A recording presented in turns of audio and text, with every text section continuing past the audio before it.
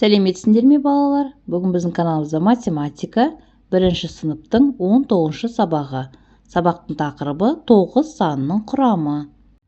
1-ші тапсырма. Сөздердің қалай айтылатынын тыңда. Дауысты, дауыссыз дыбыстарды сана. Жазуларды түсіндір. Бізде балалар Қазақстан деген жазылып тұр екен тақтада. Яғни бізде дауыссыз дыбыстар көк түспен, дауысты дыбыстар қызыл түспен белгіленген. Енді 6 қосу 3 дейді. Бұл жерде 6 дауыссыз дыбысқа біз 3 дауыссыз дыбысты қосамыз. Сонда бізде 9 шығады. Енді 9-дан 3-ті азайтқанда 6 болады. Келесі Қазақстан сөзінде де бізде 6 дауыссыз, 3 дауысты дыбыс бар екен. Сонда 3-ке 6-ны қосқанда 9 болады. 9-дан 6-ны азайтқанда 3 болады. Келесі суретке назар аударыңдар. Достық сөзі.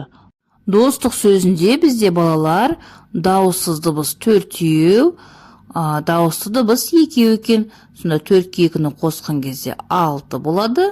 6-дан 2-ні азайтқан кезде 4 болады. Келесі дружба сөзі. Дружба сөзінде бізде 4 дауыссыз, 2 дауысты дыбыс бар екен. Достық сөзіне ұқсайды екен, бұл жерде. Демек, 2 дауысты дыбысқа 4 дауыссыз дыбысты қоссақ, бізде 6 шығады. Және 6-дан 4-ті азайтқанда 2 шығады. Келесі халық сөзі. Халық сөзінде бізде 3 дауыссыз дыбыс, 2 дауысты дыбыс болады. Сонда 3-ке 2-ні қосқанда бізде 5 болады. Енді 2 дауысты дыбысқа 3 дауыссыз дыбысты қосқанда бізде 5 шығады. Келесі народ сөзі. Народ сөзі бізде халық сөзіне ұқсайды екен. Яғни 3 дауыссыз дыбыс бар, көкпен белгіленіп тұр, және 2 қызыл дауысты дыбыс бар екен. Сонда 3-ке 2-ні қосқанда бізде 5 болады. Енді 5-тен 2-ні азайтсақ 3 болады, 5-тен 3-ті азайтсақ 2 болады. Келесі 2-ші тапсырма жұптық жұмыс. Досыңа сандардың құрамы бойынша сұрақтар қой. Бұл жерде балалар 7 санның құрамын айтшы деген сұрақ қоя аламыз, 1 мен 6-ның қосындысы 7 болады, 2 мен 5 санның қосындысы 7 болады, 3 пен 4 санның қосындысы 7 болады, 4 пен 3 санның қосындысы да 7 болады. 5 пен 2-ні қосқанда 7 болады, 6-ға 1-ді қосқанда да 7 болады. Келесі 8 санның қосындысын айтшы деген сұрақ қоя аламыз. Яғни 1 мен 7 санның қосындысы 8 болады, 2-ге 6-ны қосқанда 8 болады, 3-ге 5-ті қосқанда 8 болады, 4 пен 4-тің қосындысы 8 болады, 5 пен 3-тің қосындысы 8 болады, 6 мен 2 санның қосындысы 8 болады, 7 мен 1 санның қосындысы 8 болады. Енді келесі 9 санның құрамын айтшы деп те біз сұрақ қоя аламыз. 1 мен 8 санның қосындысы 9, 2 мен 7 санның қосындысы 9, 3 пен 6 санның қосындысы 9, 4 пен 5 санның қосындысы 9, 5-ке 4-ті қосқанда 9 болады, 6-ға 3-ті қосқанда 9 болады, 7-ге 2 санын қосқанда 9 болады, 8-ге 1 санын қосқанда 9 болады. Балалар естеріңде сақтаңдар. 1 мен 8 санның қосындысы 9, 2 мен 7 санның қосындысы 9, 3 пен 6 санның қосындысы 9, және 4 пен 5 санның қосындысы 9-ға тең болады. Келесі 3-ші тапсырма өзіндік жұмыс. Әр суретке сәйкес сандардың қосындысы мен айырмасын таңда. Оны есептеп жаз.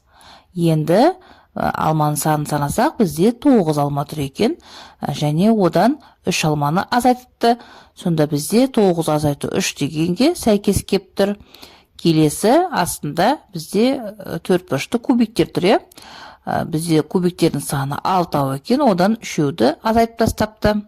Сонда 6-дан 3 азайту деген бізде өрнек, сол өрнек бізге дұрыс кеп тұр екен, сәйкес кеп тұр. Келесі суретке назар аударыңдар. Бізде теннис құралы берілген екен. Көк түсті теннис құралы 6, қызыл түсті теннис құралы 3. Барлығын қосқанда бізде 9 болады екен. Бұл демек 6 қосу 3 деген өрнекке сәйкес кеп тұр. Соңғы 4-ші есеп. Сен зерттеушісің. 3 санын қалай қосуға және азайтуға болады? Жазуларды түсіндір. 6 қосу 3 тең 9-ға. Енді келесі 6 қосу 1 қосу 1 қосу 1 дейді. Бұл жерде 3 сан 3 бөлікке бөліп тастаған, яғни 1 қосу 1 қосу 1 деп. келесі 6 қосу 2 қосу 1 дейді. Бұл жерде 3 санын 2-ге бөліп тастаған, яғни 2 және 1 санын қосындысы ретінде. Енді екінші суретке назар аударайық. 9 азайту 3 дейді. Сонда тең болады 6-ға. Бұл жерде 3 келесіде бізде 9 азайту 1, азайту 1, азайту 1 дейді. Бұл жерде 3 санын 3 бөлікке бөліп тастаған, яғни 1, 1, 1 деп. Келесі 9 азайту 2, азайту 1 дейді. Бұл жерде 3 санын 2 бөлікке бөліп тастаған, яғни 2 және 1 санына бөліп тастаған екен. Осымен балалар сабақ аяқталды. Соңына дейін көргендеріңе рахмет.